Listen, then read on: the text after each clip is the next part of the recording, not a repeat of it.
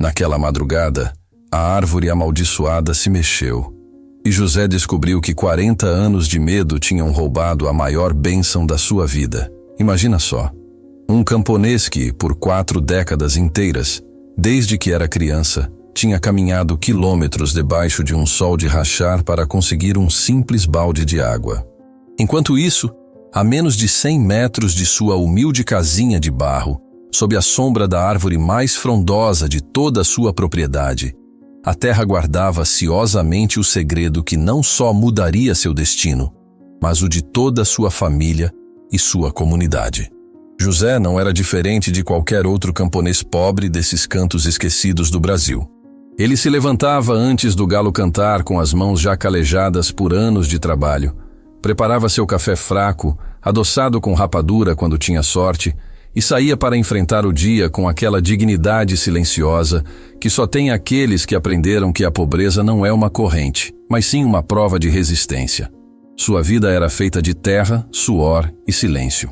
Sua casinha de barro, com telhado de zinco enferrujado, se sustentava mais por teimosia do que por força, mas ele a cuidava como se fosse um palácio herdado de seus ancestrais. E embora suas roupas estivessem desbotadas e seus chinelos rasgados, ele caminhava de cabeça erguida como se carregasse consigo a dignidade de todos os camponeses esquecidos pelo tempo. Mas havia algo que o diferenciava do resto. Algo que o havia marcado desde a infância e que pesava sobre sua alma como uma pedra de granito. E você? Você já evitou algo por puro medo, sem saber se era realmente perigoso? Porque a história de José começou quando ele tinha apenas 8 anos. Seu avô, um homem de poucas palavras, mas de um olhar profundo, o tinha levado pela mão numa tarde de chuva e lhe tinha mostrado a maior árvore da propriedade.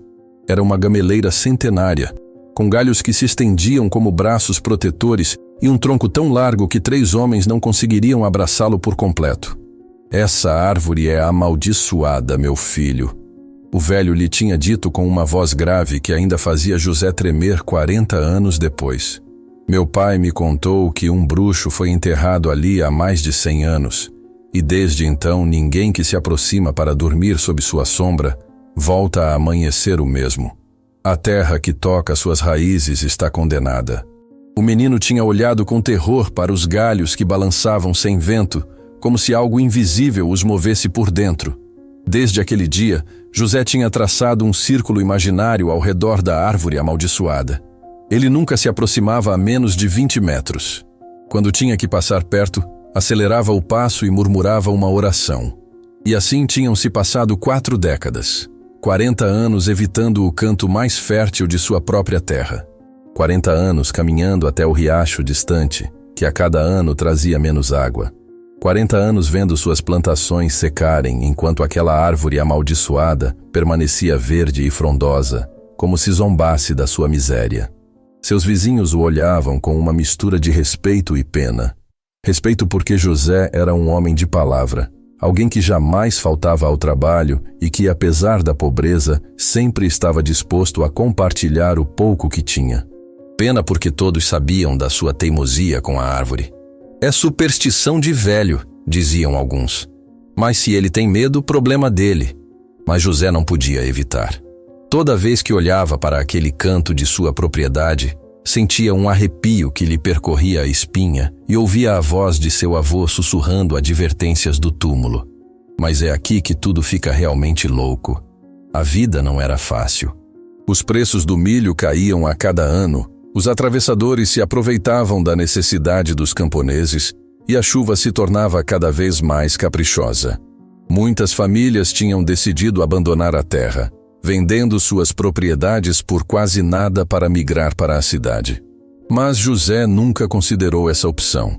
Para ele, a terra não era uma mercadoria, mas um legado sagrado, um vínculo com suas raízes e com a memória de quem tinha trabalhado antes dele.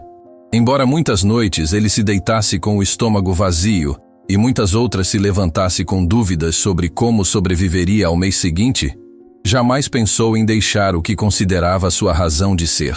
Naquele ano, a seca tinha sido especialmente cruel. Suas últimas galinhas tinham morrido uma a uma, seu burro mal conseguia parar em pé, E ele mesmo tinha perdido tanto peso que sua esposa o olhava com lágrimas nos olhos a cada manhã. O poço comunitário tinha secado completamente e o riacho mais próximo não era mais do que barro rachado sob um sol implacável. Era uma corrida contra o tempo e contra a morte. E você? O que faria quando já não te resta nada a perder? Naquela madrugada tudo mudou. O ar tinha uma densidade estranha, como se o campo inteiro contivesse a respiração. José saiu como sempre, com seu chapéu de palha gasto e o facão no ombro, disposto a revisar os sulcos ressecados de seu milharal. Mas algo era diferente. Os galhos da árvore amaldiçoada balançavam com um ritmo hipnótico, apesar de não haver nenhuma brisa. Era como se algo poderoso respirasse debaixo delas, como se a própria terra palpitasse com vida. Pela primeira vez em décadas, José notou que o chão ao redor da árvore tinha uma cor diferente, mais escura, como se estivesse úmido, no meio da pior seca de sua vida.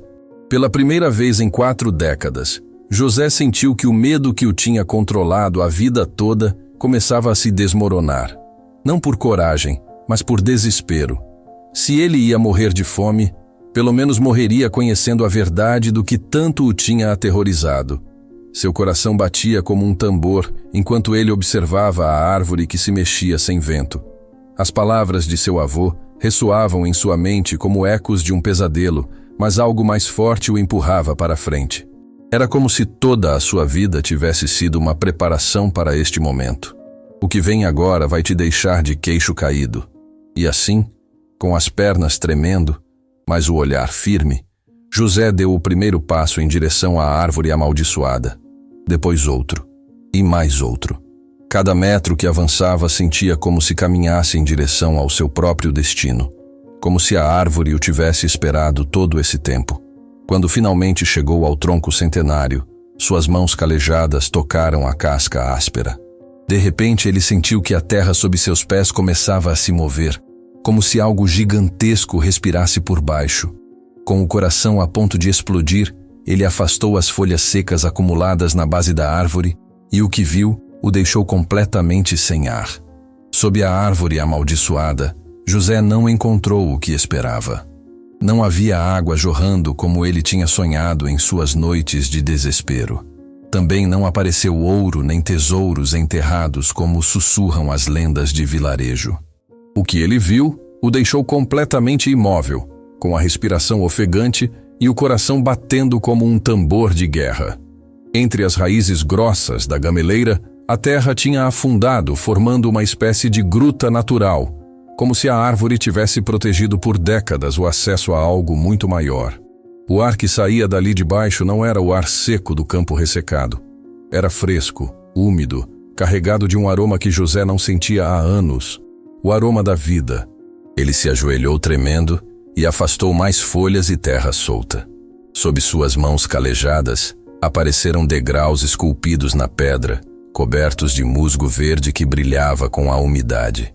Degraus que pareciam descer para as entranhas da terra, para um lugar que tinha permanecido oculto por gerações.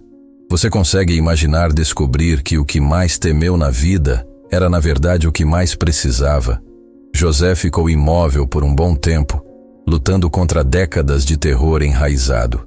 Ele podia ouvir água correndo lá embaixo, um som musical que fazia a sua alma doer de esperança. Mas também ouvia a voz de seu avô, a voz de seu pai, as vozes de todos os homens de sua família o advertindo de que aquele lugar era amaldiçoado. O sol se levantava mais forte e o calor começava a apertar em suas costas. Suas vacas mugiam de sede no curral distante. Sua esposa o esperava com os olhos secos de tanto chorar pela seca. E ali, logo abaixo da árvore que ele tinha evitado a vida toda, a terra lhe oferecia exatamente o que ele mais precisava. Mas o que você acaba de ouvir é apenas o começo. José se levantou e olhou em direção à sua casinha. Ele podia ver sua esposa, Maria Helena, pendurando a roupa no sol, os trapos gastos que já não secavam porque não havia água suficiente nem para lavá-los direito. Ele podia ver seus filhos brincando na poeira, fracos demais para correr como antes. E pela primeira vez em 40 anos, Ele entendeu que o medo tinha roubado muito mais do que a sua coragem. Tinha roubado a possibilidade de salvar sua família. Ele voltou para a gruta natural e começou a descer os degraus de pedra com cautela. Cada passo que dava em direção à escuridão era um passo se afastando do terror que o tinha controlado por décadas. O ar se tornava mais fresco, mais úmido, e o som da água ficava mais claro. E então, ele a viu.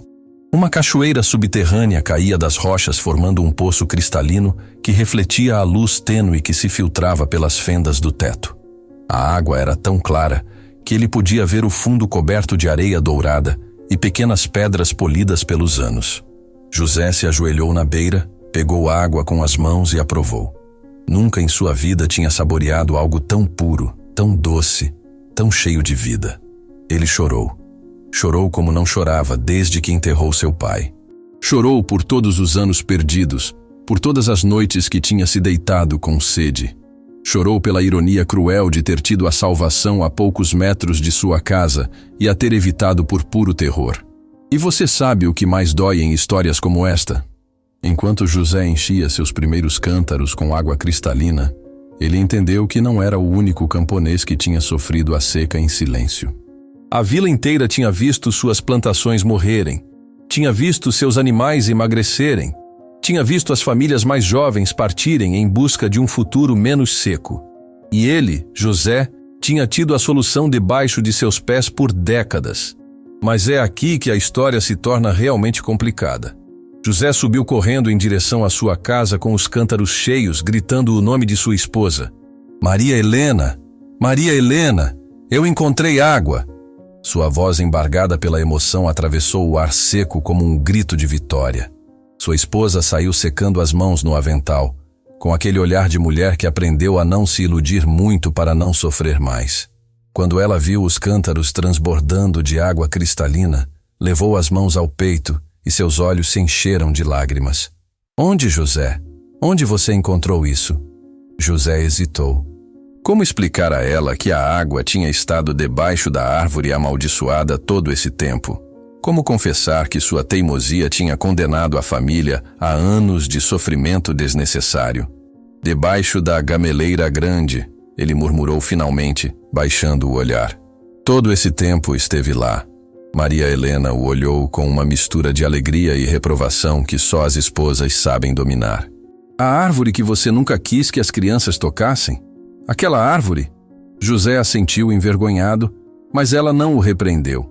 Em vez disso, ela se aproximou e o abraçou forte. O importante é que agora você sabe. Mas a gente da vila não reagiria da mesma maneira. Naquela mesma tarde, José não pôde resistir à tentação de compartilhar o milagre com seus vizinhos mais próximos. Seu compadre, o seu Raul, chegou com sua família carregando baldes vazios e rostos de esperança. Quando eles viram a água jorrando do poço subterrâneo, se benzaram e murmuraram orações de gratidão.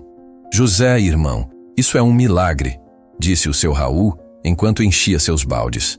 Mas por que você nunca antes? Porque eu fui um covarde, respondeu José com uma honestidade brutal. Porque acreditei em histórias de velhos e deixei o medo ser mais forte que a necessidade da minha família. A notícia correu como pólvora pela vila. Ao anoitecer, uma fila de famílias esperava a vez para descer a gruta da água. Alguns choravam de alívio, outros não podiam acreditar que a solução tinha estado ali o tempo todo. Mas também houve murmúrios incômodos. E por que o José escondeu de nós por tanto tempo? Será que ele sabia da água e nos deixou sofrer? O que vem agora é onde tudo se complica de verdade. O seu Casimiro, o homem mais velho da vila, se aproximou de José com a testa franzida. Meu pai me contou que debaixo daquela árvore havia coisas que não deviam ser mexidas, disse ele com a voz trêmula. Essa água pode ser amaldiçoada, José. Pode trazer desgraça. Outros se juntaram à preocupação. E se a árvore ficar com raiva por termos profanado seu território? E se a água secar porque quebramos o feitiço? Os medos ancestrais começaram a emergir como sombras na noite. José sentiu que o peso do mundo caía sobre seus ombros. Ele tinha encontrado a salvação para toda a vila, mas agora enfrentava algo que não tinha previsto. As superstições de seu povo eram tão fortes quanto as suas. Naquela noite, enquanto Maria Helena preparava a melhor janta que eles tinham tido em meses, graças à água abundante, José se sentou sob as estrelas e pensou na cruel ironia de sua situação. Ele tinha vencido seus próprios medos apenas para enfrentar os medos de todos os outros. E é aqui que a história toma um rumo que ninguém esperava. Ao amanhecer seguinte, José descobriu que alguém tinha tapado a entrada da gruta com pedras grandes durante a noite. Uma placa tosca, pregada no tronco da gameleira, dizia: "Lugar amaldiçoado. Não tocar." Seu coração afundou. Por 40 anos tinha sido ele quem evitava a árvore por medo. Agora que ele tinha encontrado a coragem para enfrentar seus demônios, eram outros que se deixavam controlar pelo terror. José pegou sua pá e começou a tirar as pedras uma por uma. Ele sabia que teria que lutar não só contra a seca, mas contra a ignorância. Mas ele também sabia algo que não sabia antes: que o maior inimigo do medo não é a coragem, é a necessidade. E sua vila precisava daquela água mais do que precisava continuar vivendo com superstições. A guerra tinha começado. José contra as superstições de toda uma vila. José contra 40 anos de medo coletivo. José contra a ignorância que preferia a sede a desafiar o desconhecido. Toda manhã, José descia até a gruta e removia as pedras que apareciam durante a noite. Toda manhã, mãos anônimas voltavam a tapar a entrada enquanto ele trabalhava em suas plantações. Era uma luta silenciosa, teimosa, entre o medo e a esperança. Maria Helena o apoiava sem perguntas. Ela via seu marido chegar a cada tarde coberto de suor e poeira, com as mãos sangrando de tanto mover rochas, mas com uma determinação nos olhos que ela não via há décadas. "Eles estão cegos, José", ela dizia enquanto curava suas feridas. "Mas você vai abrir os olhos deles." Mas você sabe qual foi o momento que mudou tudo para sempre? Uma tarde, enquanto José removia as pedras da gruta pela 10ª vez naquela semana, ele ouviu um choro desesperado vindo da vila. Era o choro de uma mãe que não pode consolar seu filho. Ele se levantou com o coração acelerado e correu em direção ao som. Ele encontrou a Esperança, a esposa do ferreiro, carregando nos braços seu filho de 3 anos que se contorcia de febre. O pequeno Miguelito tinha adoecido gravemente e precisava de água limpa para tomar os remédios que o médico do vilarejo vizinho tinha receitado. Mas seus poços estavam secos, e a água que eles conseguiam de outros lugares chegava turva e escassa. "Por favor, seu José", suplicava a Esperança com lágrimas correndo pelas bochechas. "Dizem que o senhor tem água limpa. Meu menino está morrendo." José olhou para a gruta tapada com pedras, depois para o menino que ardia em febre, depois para os vizinhos que tinham se aproximado ao ouvir os gritos. Nos rostos deles, ele viu a mesma luta que ele tinha vivido: o medo contra a necessidade. Este foi o momento em que tudo explodiu. José se aproximou das pedras que bloqueavam a entrada e começou a tirá-las uma por uma. Mas agora ele fazia isso na frente de toda a vila. Suas mãos sangravam, suas costas doíam, mas ele não parou. O seu Casimiro, o velho supersticioso, se aproximou gritando: "José, não! Você vai condenar a vila inteira! Esse lugar é amaldiçoado!" "O que está amaldiçoado?", respondeu José sem parar de trabalhar. "É deixar uma criança morrer por culpa do medo." A tensão podia ser cortada com um facão. Os vizinhos formaram um círculo ao redor de José, alguns o apoiando, outros tentando pará-lo. As vozes se levantaram, os punhos se cerraram, e por um momento pareceu que a praça se tornaria um campo de batalha. Mas então, o Miguelito soltou um gemido de dor que atravessou o ar como uma navalha. Esperança se ajoelhou ao lado de José e também começou a tirar pedras com as mãos nuas. "Meu filho não vai morrer por causa dos medos de vocês", ela disse com a voz quebrada, mas firme. "E você sabe o que aconteceu depois?" Uma por uma, as mães da vila se aproximaram e começaram a ajudar. Primeiro foi a Esperança, depois a Maria Helena, depois a Dona Carmen, cuja neta também tinha adoecido. Uma após a outra, as mulheres desafiaram os homens que gritavam sobre maldições e começaram a mover pedras. Basta de superstições, gritou Maria Helena com uma força que fez a vila inteira se calar. 40 anos perdidos por culpa do medo. 40 anos vendo nossos filhos sofrerem de sede enquanto a água estava aqui embaixo. Suas palavras ressoaram como sinos no silêncio súbito. Os homens se olharam entre si, envergonhados. O seu Raul foi o primeiro a se aproximar e pegar uma pedra. Depois o ferreiro. Depois os outros. Em 20 minutos, toda a entrada estava desimpedida. José desceu primeiro, seguido pela Esperança carregando o Miguelito. Quando o menino provou a água cristalina, seus olhos recuperaram o brilho quase imediatamente. A febre começou a baixar e sua respiração se acalmou. Esperança chorou abraçada ao seu filho, enquanto sussurrava orações de gratidão. Mas é aqui que a história se torna realmente extraordinária. Os especialistas chegaram uma semana depois. Um grupo de engenheiros hidrogeólogos tinha ouvido rumores sobre um manancial subterrâneo na região e vieram investigar. Quando eles viram a gruta, ficaram sem palavras. Isso é incrível, disse o engenheiro-chefe enquanto media a vazão da água. Este manancial tem água suficiente para abastecer 5 vilarejos por décadas. É um dos aquíferos mais puros que encontramos em anos. José ouvia em silêncio, com Maria Helena segurando seu braço. O especialista continuou. Segundo nossos estudos geológicos, este manancial tem estado aqui por séculos. A formação rochosa natural o protegeu da contaminação e da evaporação. É um tesouro oculto da natureza. Um tesouro que esteve esperando o camponês certo para se revelar, murmurou José, lembrando as palavras de seu avô sobre a terra que fala com quem sabe escutá-la. E o que você acha que aconteceu com a vila? A transformação foi total. Em 6 meses, os campos voltaram a reverdecer. As crianças corriam livres entre os sulcos úmidos. As mulheres lavavam a roupa sem medo de desperdiçar água. Os homens voltaram das cidades porque havia futuro em sua terra natal. José se tornou o administrador comunitário da água. Não por imposição, mas por consenso unânime.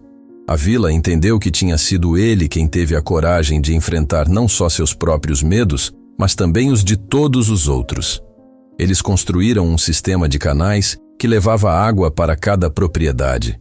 Instalaram uma bomba solar que alimentava uma caixa d'água elevada para toda a comunidade. A árvore amaldiçoada se tornou o centro de reunião da vila, onde as crianças brincavam sob sua sombra e os idosos contavam histórias. Mas o mais bonito vem no final. Uma tarde, enquanto José descansava sob a gameleira centenária, seu neto de 5 anos chegou correndo. Vovô, é verdade que antes você tinha medo dessa árvore? José sorriu e acariciou a casca áspera do tronco. Sim, meu filho, por muitos anos. E por quê? José ficou pensativo por um momento. Porque alguém me ensinou a ter medo dela antes de me ensinar a conhecê-la. Mas você sabe o que eu aprendi? O menino o olhou com olhos curiosos. Que as maiores bênçãos às vezes se escondem atrás dos nossos medos mais profundos. E que a única forma de encontrá-las é ter a coragem de se aproximar para tocá-las. O menino assentiu solenemente e abraçou o tronco da árvore como se fosse um velho amigo. Naquela noite, José escreveu em seu diário uma frase que se tornaria o lema de sua família. O medo nos rouba mais tesouros do que qualquer ladrão poderia levar. Mas quando encontramos a coragem de enfrentá-lo, descobrimos que o que acreditávamos ser amaldiçoado era, na verdade, nossa maior bênção. E assim, um camponês pobre que viveu 40 anos com medo, se tornou o homem que ensinou a toda uma vila que as superstições só têm o poder que nós decidimos dar a elas. Que às vezes, o que mais precisamos está exatamente debaixo do que mais tememos. E que a verdadeira coragem não é a ausência de medo, mas a decisão de agir apesar dele quando há vidas que dependem da nossa valentia. Esta história nos lembra que talvez você também tenha uma árvore amaldiçoada em sua vida. Algo que você tem evitado por medo, mas que poderia ser exatamente o que você precisa para mudar seu destino. Você se atreve a se aproximar para tocá-la? José removia as pedras uma por uma, com as mãos sangrando e o coração batendo como um tambor de guerra. Cada golpe de sua pá contra as rochas ressoava no silêncio tenso da vila dividida. À sua direita, as mulheres que apoiavam sua decisão. À sua esquerda, os homens que gritavam sobre maldições e desgraças. Mas o que ninguém esperava era o que estava prestes a acontecer. O seu Casimiro, o patriarca mais respeitado da vila, se aproximou com um passo firme e uma espingarda velha pendurada no braço. Seus olhos brilhavam com a fúria de quem vê as tradições de toda uma vida ameaçadas. José, pela última vez eu te digo, se você não parar agora mesmo, eu terei que te impedir pelo bem de todos. O silêncio se tornou mortal. Até as crianças pararam de chorar. Maria Helena se colocou instintivamente entre seu marido e a arma, mas José a afastou com suavidade. Seus olhos, cansados por 40 anos de medo, agora brilhavam com uma determinação que ninguém jamais tinha visto nele. Seu Casimiro, disse José com a voz serena, mas firme, durante 40 anos eu vivi com os medos de vocês. 40 anos eu deixei as superstições controlarem meu destino. Mas meu neto está morrendo de sede e aquela criança ali está morrendo de febre. Ele apontou para a Esperança, que segurava o Miguelito cada vez mais fraco em seus braços. Se o senhor quer atirar em mim por tentar salvar uma criança, vá em frente.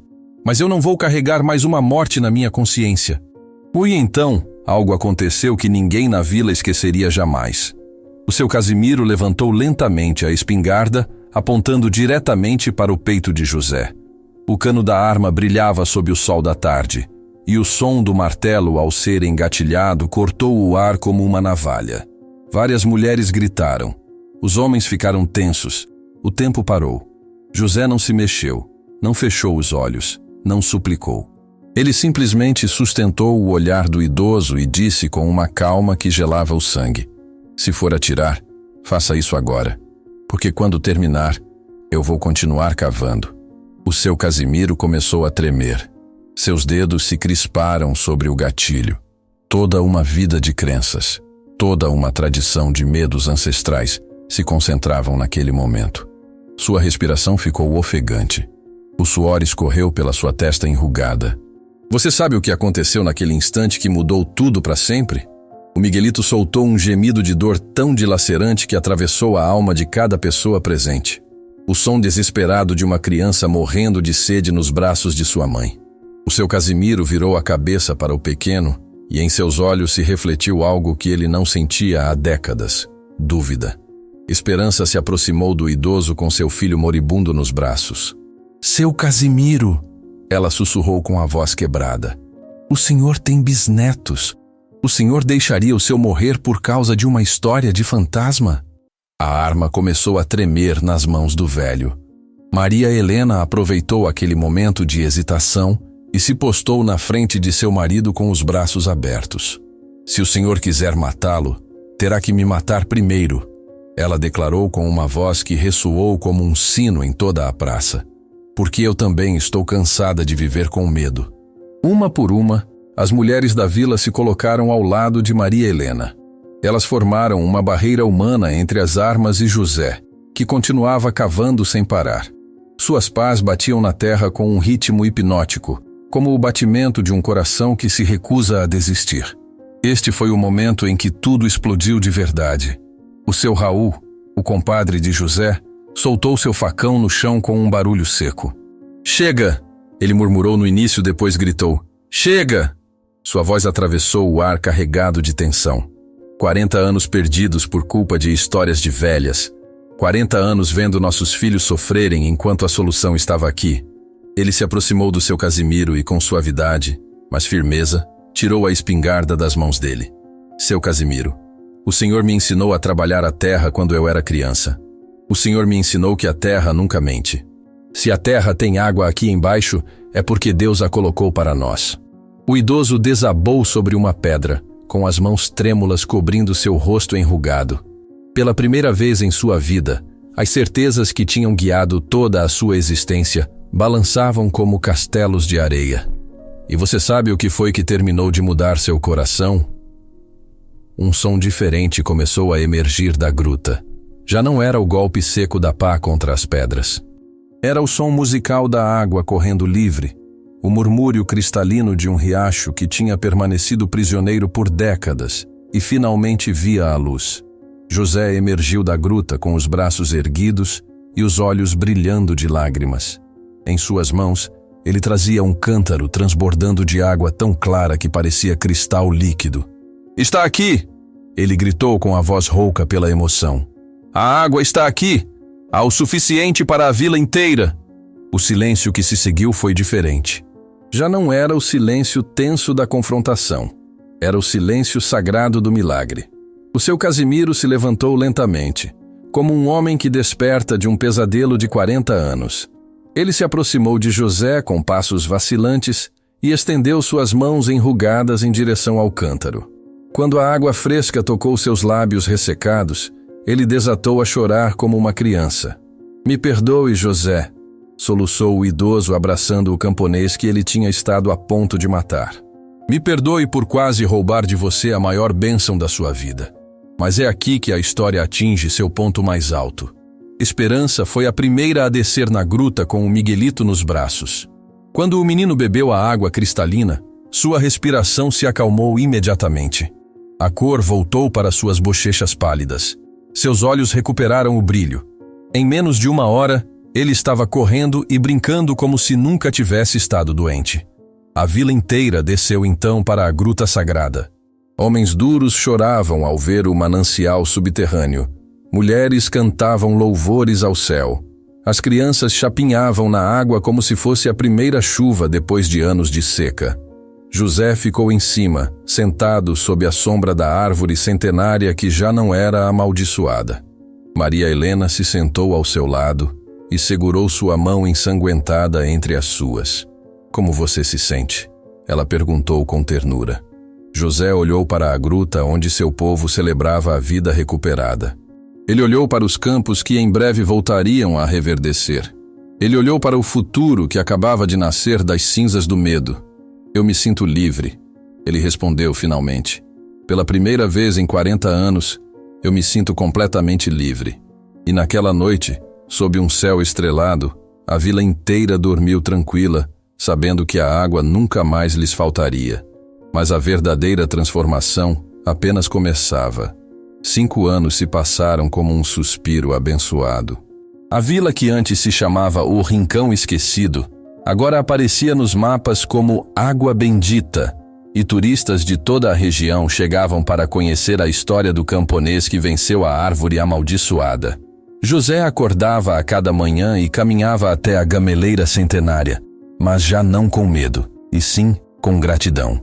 Ele se sentava sob sua sombra e observava como sua vila ganhava vida.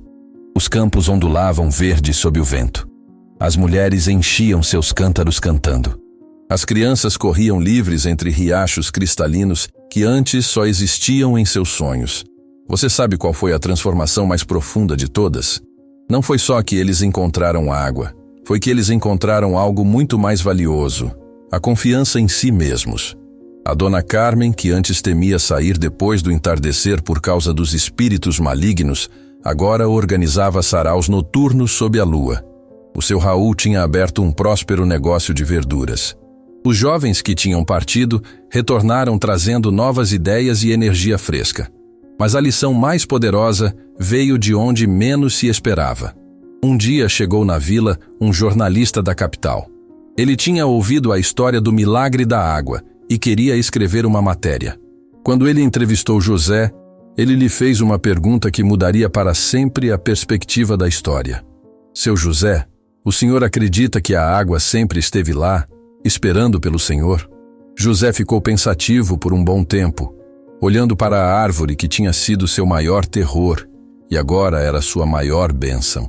"Moço", ele respondeu com a sabedoria que só os anos e a experiência dão, "eu acredito que a bênção sempre esteve lá, mas ela não estava esperando por mim.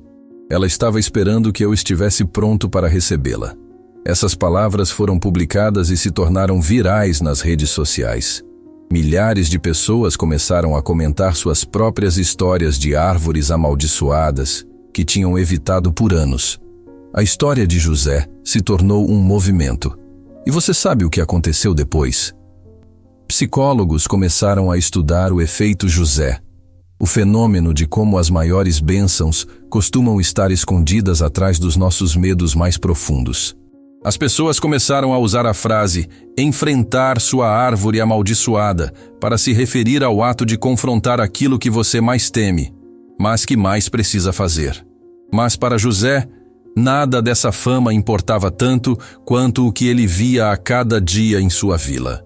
20 anos depois da descoberta, José recebeu a visita de uma delegação governamental.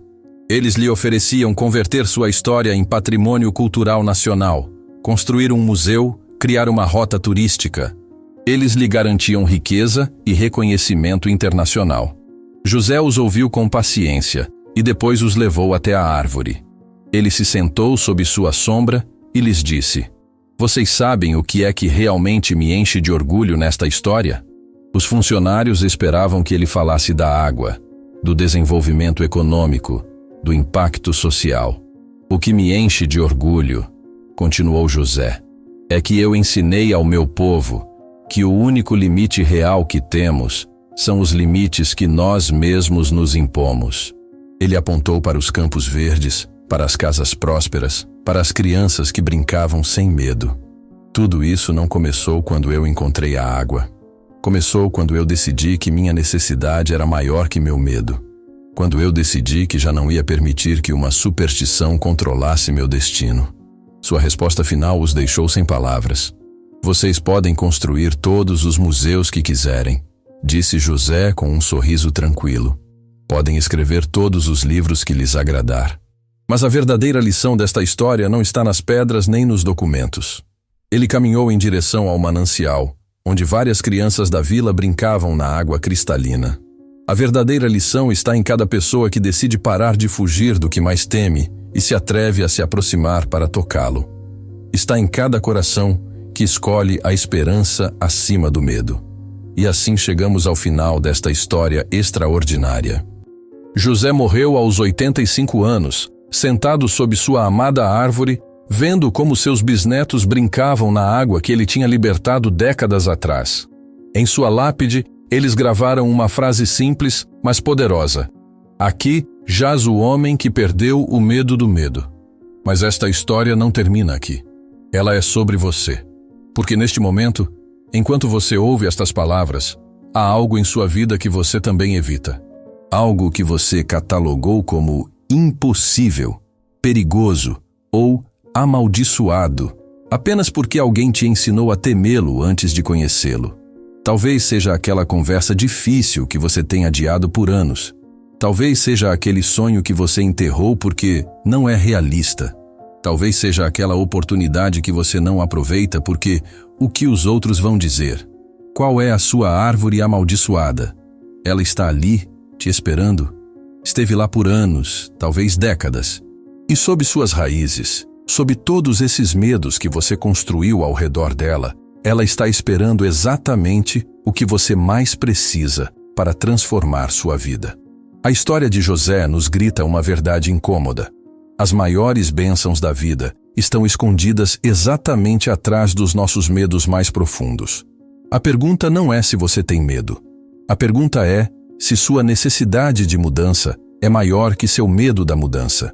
Porque talvez, apenas talvez, seu manancial pessoal esteja esperando para ser descoberto.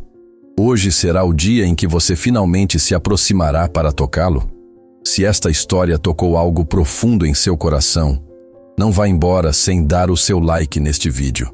Inscreva-se no canal para continuar ouvindo mais relatos que transformam vidas e despertam corações adormecidos.